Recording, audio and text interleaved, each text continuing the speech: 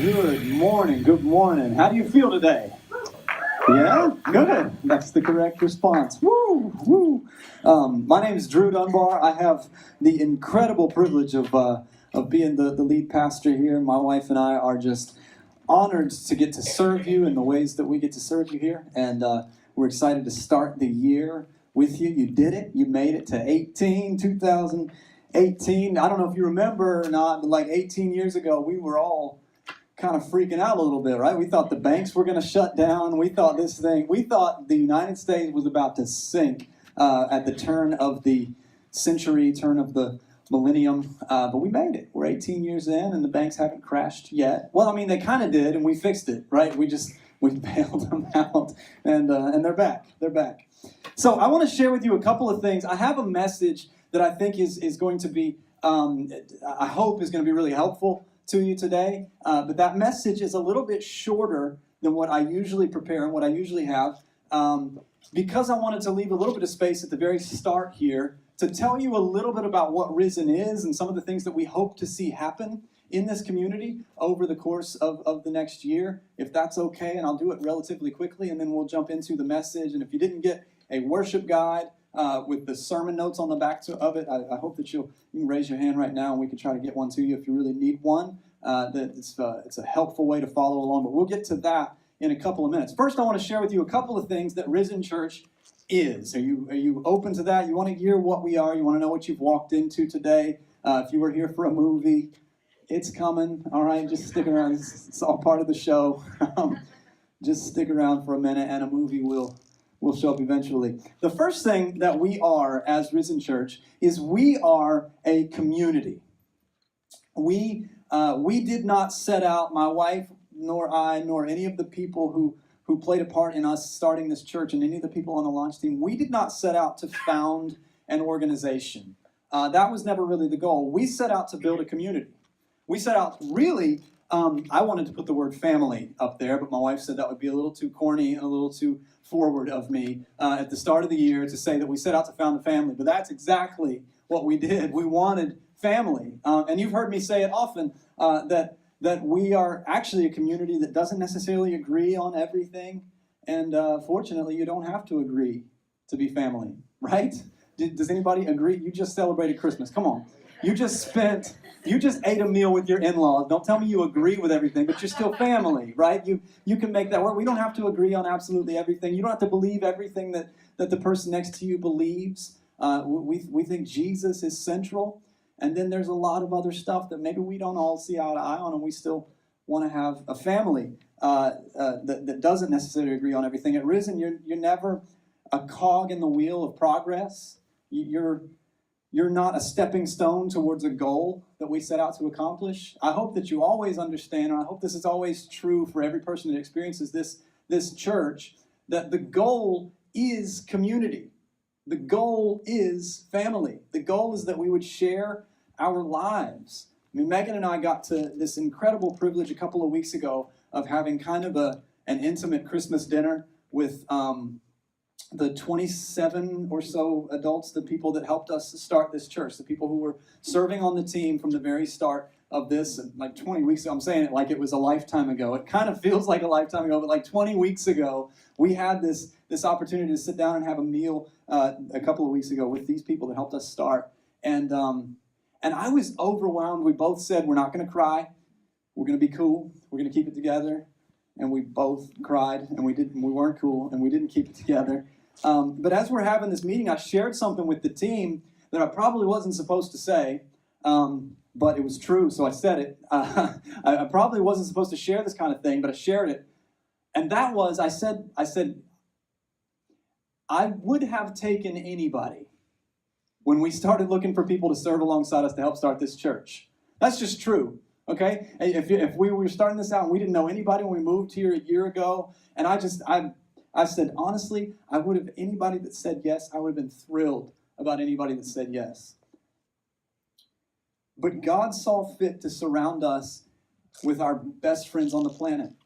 Like the people in that room, many of you here today, even in the past 20 weeks, have become people that we look forward to seeing every chance we get, not just on Sunday, but we see many of you outside of church on Sunday. We've gotten coffee, we've had dinner together, we've had you over to our house, you've had us over to your house.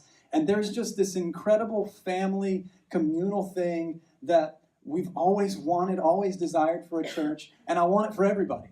So if you're brand new, if this is your first time ever, I want you to know that about us. We didn't really set out to found an organization. Some churches exist as organizations and they need to. Like, we need all different types of churches. This isn't really that, though. This is meant to be a community. And one of the ways that you could maybe continue to help us build strong community, one of the ways that maybe you could start to experience community at the deepest level is through a small group, starting the first Sunday in February. So 4 weeks from today, we'll actually be putting as many people as we possibly can into a small group of people that will spend time together. We'll talk about Jesus together. We'll laugh and eat together. We'll develop deeper friendships and pursue the better life together. And I hope that's something that you'll consider doing. 2 weeks from today, we'll actually start signing up for that. And then 4 weeks from today, we will start those groups. You'll have an opportunity to sign up with the one that fits your location best, your life stage best. You know, if you need childcare, we'll figure out which group works best for everybody. And then in addition to all of that, I would say our very first session of small groups ever is going to be 6 weeks long, right? You can do anything for 6 weeks. You probably started a resolution like 5 days ago that you're planning to stick with for about 6 weeks, right? Anybody can stick with their resolution for like 6 weeks. So that's what we want to do. This very first session ever, if you're really hesitant, reluctant to get into a small group, it's like, it's only 6 weeks. It's a little longer than a month. We'll spend the month of February with each other and then the first 2 weeks in March. And then if you want to hang out after that, sure, you can. I mean, you're just friends hanging out at that point, right? But we want to do this 6 week kind of session together just to get a taste for what would it be like to spend some time with the people in this room and the people who call this church home outside of Sunday. What would it be like if we actually made that dinner plan happen? You have people in your life where you're like, we need to get dinner. And you've been saying that for a year and a half, right? That happens a lot in churches. And so small groups are really, we're going to try to create an opportunity for you to say, all right, let's stop talking about it and let's get dinner 6 weeks in a row. Let's have dinner and hang out and really get to know each other. Your life will be better with company. I promise. It's counterintuitive. A lot of times we kind of want to isolate ourselves and keep other people out. But I promise you, every single time that I lean in, that I open my life up to more people, to more good friendships with good people who are on the same path that I am, my life is made better. And I want that for you. The second thing that we are at Risen Church, we are community, and we are, secondly, a movement. That's what this is. We did not set out to establish an institution. We set out to participate in a revolution. And that, I hope that doesn't sound too aggressive or cheesy, even like that this is a revolution, but the way of Jesus revolts against every other way on the planet. And so that's what this is. This is a revolution, and we're participating in a revolution. We're not an institution. We don't even have a building, right? That's like the number 2 question that I get as pastor. The number 1 is like, can I really wear a t-shirt to church on Sunday? The number 2 question is like, when are you guys going to get a building? And I have to explain over and over again, well, we're not an institution. We're a movement. Like, at some point in our evolution and our growth, at some point will we own property or have, a stake of land? I don't know. Maybe, but that's not what we are. Does that make sense? We're a movement. We're a group of people, a community of people spreading the love of Jesus in our city, telling people who Jesus is, what the gospel means, and for that purpose, this is fine. We're renting. We have an opportunity to come here every Sunday. You can invite your friends. That's actually a huge part of who we are as a church. We fill this room, we invite people in, and we share the gospel. That's what happens on Sunday, but that's not really all that we are. We're a movement that you get to participate in. We're part of this revolution that is the way of Jesus. It's been going for thousands of years before we got here. It's going to continue for eternity after we're not here. So that's what we are. And I would say about this movement element, just a pragmatic step for you to take. If you want to participate in the movement at a deeper level, you can always remain anonymous as long as you'd like to. You can show up as long as you want to and just be here, just be in the presence of God, just be in the presence of friends. But we also want to always invite you to take steps forward. If you want to participate with us at a deeper level, I want to invite you to Move Track. Move Track is a process that we have in place it now consists of 2 short videos. It's just that I can send you a link to the videos through an email. You sign up on a connection card if you would have interest in that, and there's a little hexagon box that you can check that says Move Track, and I will send you information about how you can participate in Move Track. It's 2 short videos that are really designed to preemptively answer a lot of questions that a lot of people have. Whenever you start to become a part of a movement like this, a church like this, you maybe have a lot of questions. Those videos answer a lot of them. They don't answer all of them, but they do preemptively answer a lot. You can understand who we are and start taking steps towards getting involved, participating at a deeper level here. And then the third part of the process is actually a one-on-one meeting with either myself or my wife or both of us, whatever works best for you. We arrange a time to buy you coffee or buy you lunch and talk you through the third part of that to help you learn where you could plug in here at Risen. And we'd love for you to do that. We would love to put as many people as possible through the Move Track process in the month of January. So, we done with that? You ready for a message? Yep. I hope those don't, it's kind of like, I hate to do announcements before a message. That's not really an announcement. I was kind of just telling you, like, this is who we are. You need to know this. It's 18, baby. It's January 7th, 18, and you need to know where we are headed and what you've wandered into today. So if you want to turn in your Bibles, I will be in Mark chapter 1, and I'm going to move through this relatively quickly. We're going to be in Mark chapter 1 for the entire month of January. There are several encounters with Jesus throughout Mark chapter 1. It's really just Jesus meeting a lot of the people who are going to play major roles in his ministry, his disciples, and some of his early followers. And we're going to talk through this 18 series about many of those. So if you have a Bible that you'd like to turn there, if not, we'll put it up on the screen, the few verses that we're going to cover, and we'll get straight to that. You ready? You look ready. Is it warm? Is it warm up there? I see a lot of you sitting in the top. Is it warmer up top? It's cold. I told him to turn on the AC when I got here because I didn't want you to be shocked. When you, I'm just kidding. I don't want you to come inside and say, "Oh, it's way too hot in here." We are in my household. We're pretty big fans of New Year's resolutions. Any of you make a resolution? We're kind of, you're not going to admit it, are you? We're fans of them. I mean, Megan and I, we love to spend the first couple of weeks of the year talking about the things we're going to be disappointed in ourselves for not doing at the end of the year. That's what I mean when I say we're resolution people. It's like, here's what we're going to be mad at ourselves for in December of this year. We even made resolutions for our daughters. Nora is going to use the toilet like a normal person in 18. That's what it's time for. And Adeline is going to get a job, I think. It's time she carries her weight. It's time they both start acting more like people. If you make resolutions, or if you're interested in the concept of resolutions, I think there's a couple of things I'd like to share with you about resolutions, a few things you should know. Some statistics, if we can put those up on the screen. First thing you should know is that around 40% of you are lying. When you didn't raise your hand just now. Around 40% of Americans make resolutions. So 323 million Americans, about 129, 130 million Americans make some sort of resolution. Interesting fact, just threw that one in there, 4.3% of the people who make resolutions are resolving to find the love of their life, right? Resolving to find love. What an interesting thing to pursue in the new year. Thirdly, around 80 to 92% of resolutions fail. Can I get an amen? That's why you don't want to admit that you have a resolution, because you don't want to admit that you failed in a couple of months. And then most resolutions actually fail before about the second week of February. So they last about 6 weeks, and then 80% of people drop off, and then another 12% drop off by the end of the year, and about 8% of people actually follow through. So what does that mean? Why is all that information important? Well, 323 million Americans, around 129 million of them are going to make a resolution of some sort. Around 5.6 million of those are going to resolve to find love.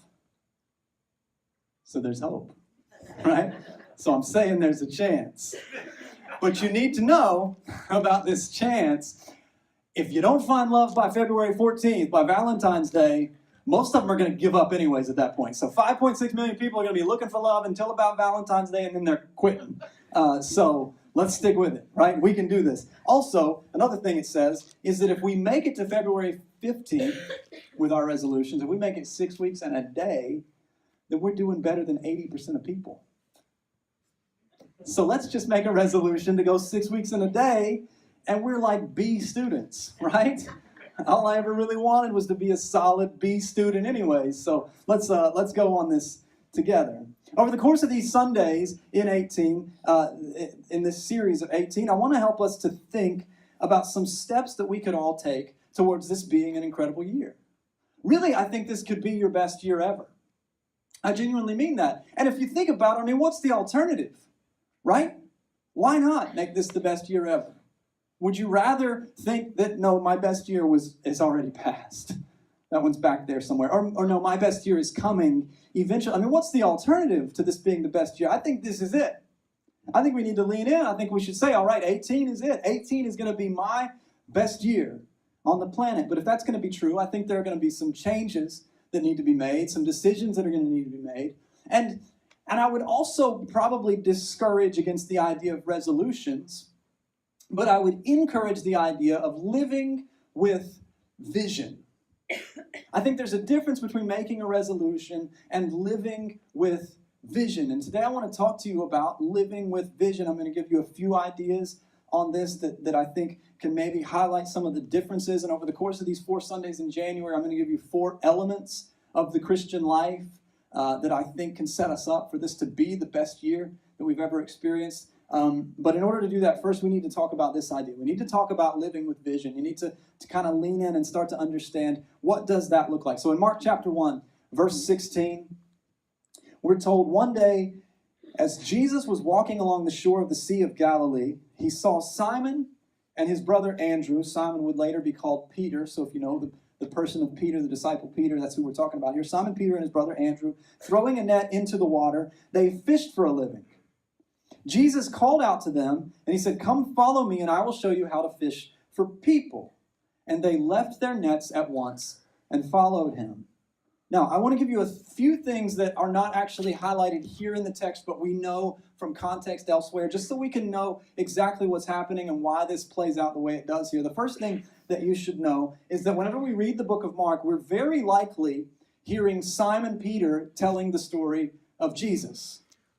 Most scholars agree that Mark is actually written by a man named John Mark, who travels with Peter in the book of Acts and is recording his first-person account. So Mark is actually writing down what Peter said happened. And one of the cases that I think could be made for this being the case is Mark is the only gospel account that does not record Jesus being born. Doesn't talk about any of the prophecy leading up to Jesus actually being born, or any of his early childhood, any of the things that Matthew, Luke, and John actually record. Mark doesn't do that because Peter wasn't there, right? So Peter's giving his first-person account. He's like, well, I wasn't there when he was born. This is when I was there. And so he tells the story from his perspective. He's been led by the Holy Spirit to share this portion of the story. So if that helps, maybe we could kind of lean in and understand that most of the time when you're reading Mark, you're reading things from Simon Peter's perspective. He didn't write a gospel account, but perhaps John Mark recorded it for him. Number 2, second thing that we should know about this is that Simon and Andrew are not qualified to be disciples. The fact that they're fishermen at this point in their lives is an indicator that they are not the spiritually and academically gifted types of people that would have typically been chosen by rabbis to be disciples. Or else they would already be somebody else's disciple. They wouldn't be fishermen, they would be disciples. Being chosen by a disciple requires some prerequisites that these men simply didn't have. Simon, Peter, and Andrew did not have the prerequisites necessary. You could think of being a disciple of a rabbi like becoming a junior partner at a law firm, right? You're not full partner yet, but you still have to pass the bar to hold the position. These men have not passed the bar. And this isn't just a blanket analogy, it's really a lot like that, because the primary aspiration and purpose of a rabbi and their disciples is to teach and uphold the law. So when Jesus calls men who do not know the law, they know some of it, they know plenty of it, they're good Jewish boys, but they didn't pass the bar. They don't know as much as they're supposed to know, or they would already be disciples. Jesus, when he chooses men like that, he's already making a statement about his way. He's already making a statement about, you know what, you guys didn't memorize all the stuff that most disciples would need to memorize, but the reality is that the law is fulfilled in me, And all you really need to know is me. That's what Jesus is showing them. I am the law in the flesh. If you watch me, if you walk with me, you will know everything you need to know. If you see me at work, you will see everything you need to see. And so Jesus makes this statement. Also, a bit of Bible trivia, just so you know. We're not super religious here. We're all about a relationship with Jesus, and we think that religion kind of gets in the way of that sometimes.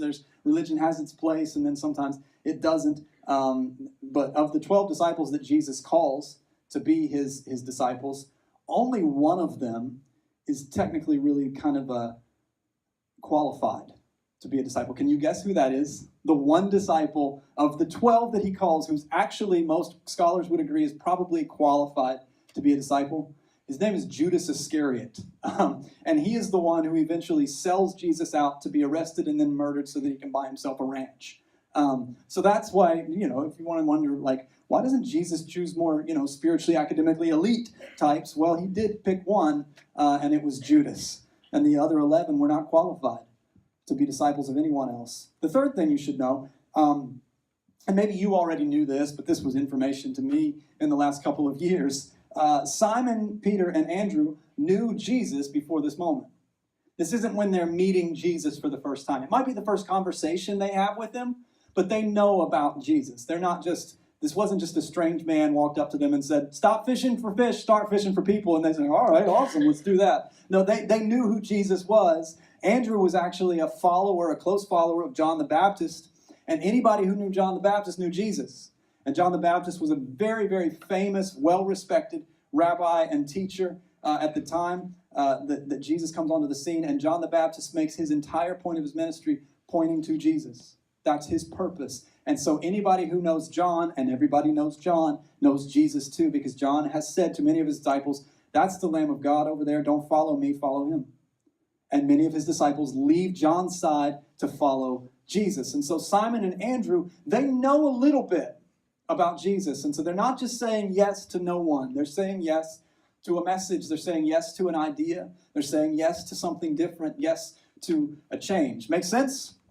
There's a little context. And then we see a similar thing unfold in verse 19. If we were to read on a little further up the shore, Jesus saw Zebedee's sons, James and John. This is an indicator, again, just Bible trivia. It doesn't really matter so much for our message today, but just so you know, we're talking about, 11 disciples who changed the world, who kind of moved the church forward. So, know what you can know, right? James and John are probably a lot younger than Simon and Andrew. The fact that they're referred to as the sons of a man indicates that they are probably teenagers. They're just working for dad. They don't appear to be married yet. We find out later in this chapter that Simon Peter is married. He's one of the only disciples that we really know for sure was married. So if these guys aren't married in this culture, then they're less than 20 years. You don't make it to 20 without getting married in this culture. And so they're probably 14, 15 years old. He calls out to these teenagers and says, stop working for your dad and come follow me. And they're like, yep, okay.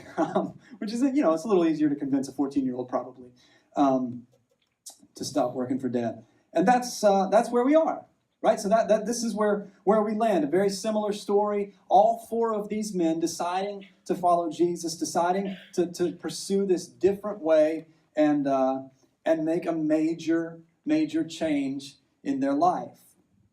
And I would suggest to you that the change that they make, whether they see it clearly or not, is a decision to live with vision, right? They all four kind of left a very similar future for a vision, for a new way that they don't know exactly what it's all going to look like, and they pursue this. And so on your sermon notes, if you want to look at these, I want to give you 3 ideas. If you want to live with vision in 18, if you want to pursue a life of vision, if there are changes you want to make, and maybe you do have some resolutions, maybe there are some things that are really serious changes that you want to make, maybe there's some things that you just know need to happen this year, or maybe you would just say, I don't know what needs to happen, Drew, but I do know I want this to be a better year than 17. I do know I want this to be a better year than the last 20 years have been for me. I do know that if there's a chance that 18 could be my best year ever, I want that, right? If you would be saying that, if that's where you are this morning, then I want to give you 3 ideas that I think can help us start taking some steps towards this, towards truly living with vision. And the first one on your sermon notes, the blanks there, the first one is this. I believe if you're going to live with vision, you're going to have to leave something behind. The blank is something behind. Leave something behind. Simon, Andrew, James, and John all have quite a bit in common. But perhaps the most noteworthy thing they have in common is that they're all invited to walk away from the same future. They were tradesmen, fishermen, right? They have these skills, these resources, this equipment. They have these connections in the community to pursue a pretty, acceptable job as fishermen. They have a life ahead of them, and they all choose to walk away from it. All four of them are invited to leave something behind. And if you have vision to live a certain way in 18, you have vision to see this become your best year ever, I would suggest to you that you're going to have to leave something behind to do that. And I don't know what it might be for you. I'm going to make a little list of things here, but I don't want you to think of anything on the list as like, okay, I need to get down the list because this is what Drew says we need. I'm just saying you need to be thinking about it. This is a question we should be asking. What if this is going to be my best year ever, what am I going to leave behind? Makes sense? I can't do everything I did before and have a better year than I had back then. You do all of that stuff, you're going to have a pretty similar year, maybe worse. Usually these things spiral downward. So if this is going to be a better year, you're going to have to leave something behind. But maybe it's Netflix. Let's start easy. Maybe a little less Netflix, right? We're going to leave something behind. I would probably have a better 18 if I watched a little less Netflix than the year before, right? Maybe, and this is a tough one, especially for everyone. Maybe it's sleep.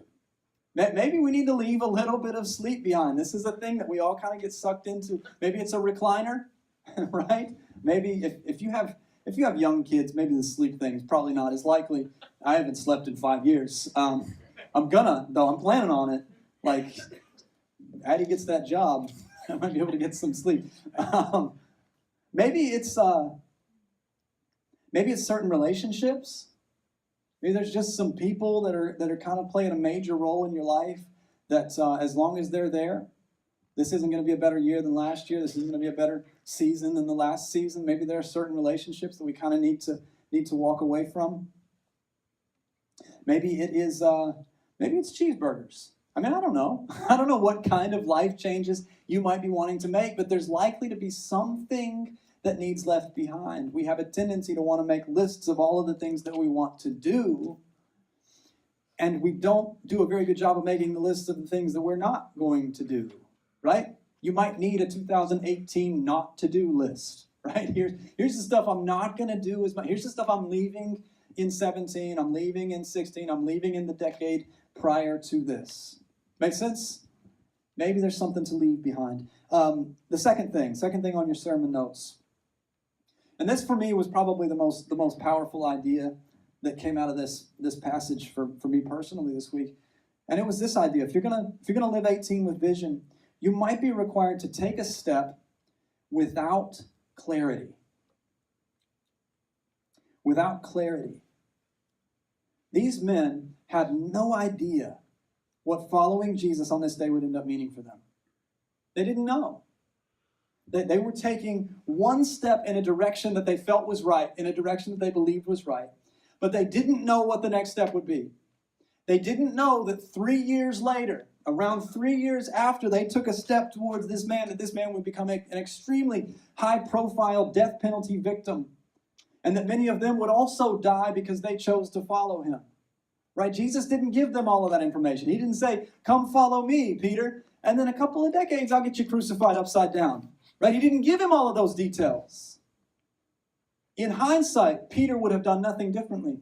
He even writes about this in his letters. He would have chosen nothing differently. But if God had given him all of the information, like we often want, it's like, God, just let me see where it's going to end up. And God often doesn't tell us where it's going to end up. And a lot of times we're invited to take a step without clarity. And I would suggest to you that if 18 is going to be a good year for you, if it's going to be a better year for you, that you're going to have to take some steps in the right direction without knowing fully what the next step after that would be. Maybe you could think of it this way. If you were to get in your car as the sun went down tonight and drive to Miami, right? You could make it all the way to Miami tonight in the dark, only ever seeing 50 feet in front of you by your headlights, right? You can't get in your car and look and see, oh, there's Miami, let's go get it, right? That's not how this works. We only see, by the way, did you know that iguanas are falling out of trees in Miami right now as we speak? Why aren't we talking about this more? Why is that not the #1 trending story on all social media and all major news networks? Why? Anyways, side note. If you could get in your car and drive all the way to Miami in the dark, all the way to Miami, 50 feet in front of you at a time. And maybe this is a good way to think of following Jesus. Maybe this is a good way to think of what 2018 might look like for you. If you're going to make some changes, if you're going to live with vision, sometimes it means taking a step and then assessing and deciding what the next step is to take. If you wait for full clarity, like where is this leading, you'll never get there.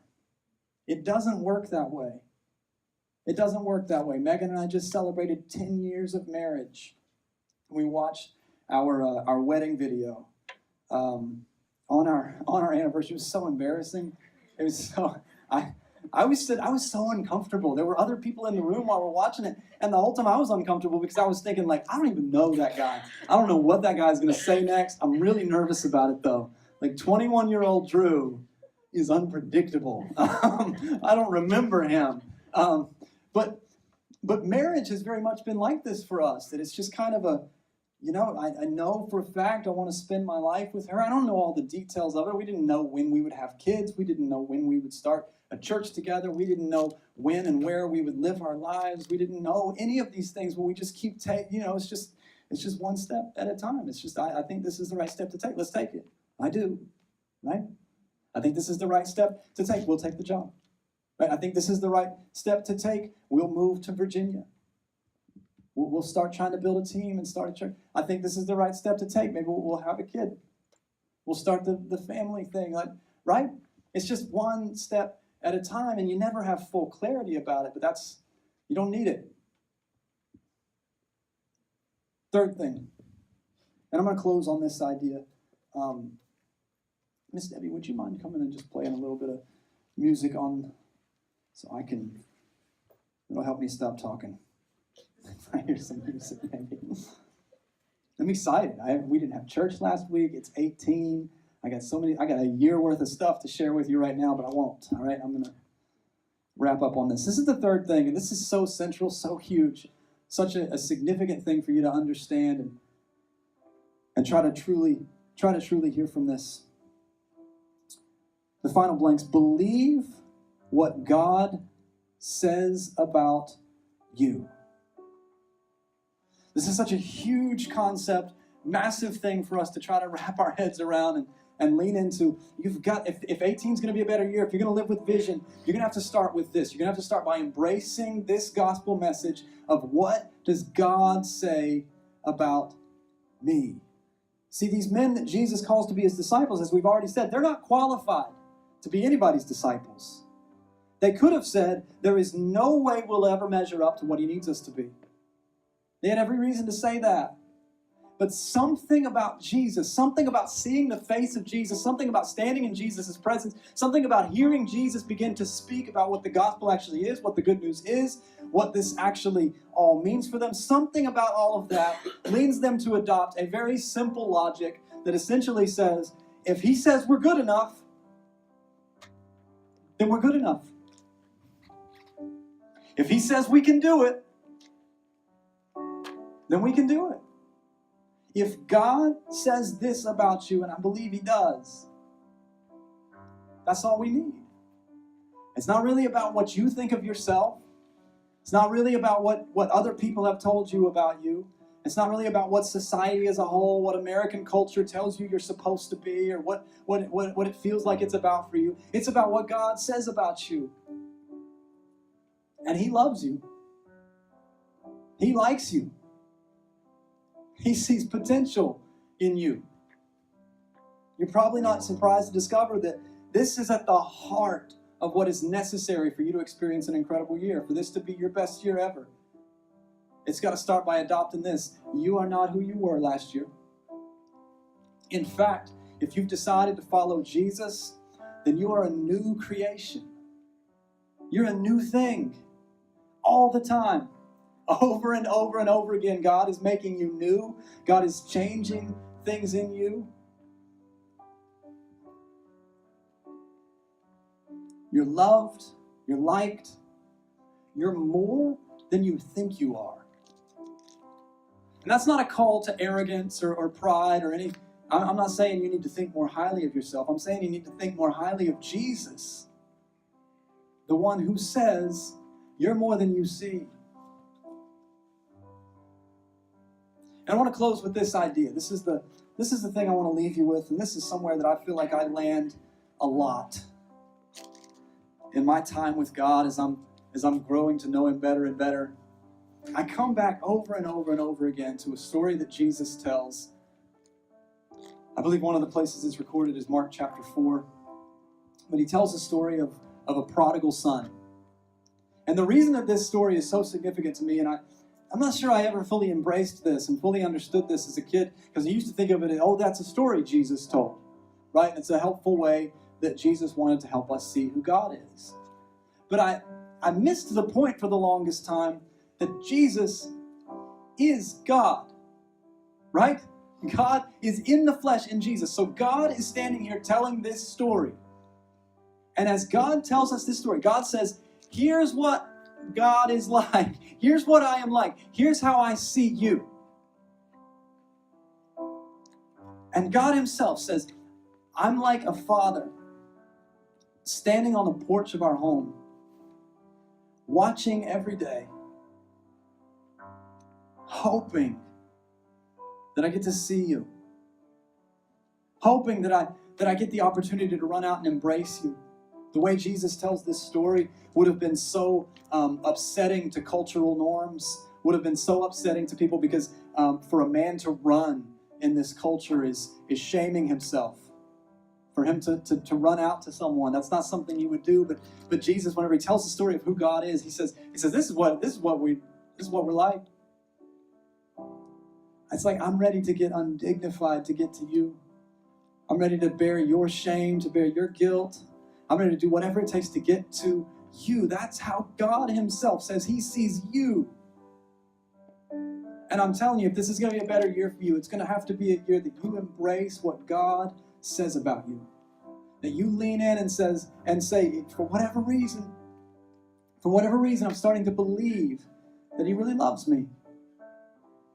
For whatever reason, I'm starting to believe that He really wants me. I'm not qualified for this. And that's part of it too. If you feel qualified, Jesus actually says, well, then this message isn't really for you. That's what Jesus says to extremely religious people who felt like they were good enough. He said, well, if you feel like you're not sick, then I can't help you. He says, no, I'm here for people who know they need my help. I'm here for people who know they aren't good enough for this on their own. I'm here for people who know they don't deserve to be in the presence of Almighty God, because that's exactly who we're inviting. So here's what I want us to do. If you wouldn't mind, if you're comfortable with this, maybe would you bow your head and close your eyes right where you're at?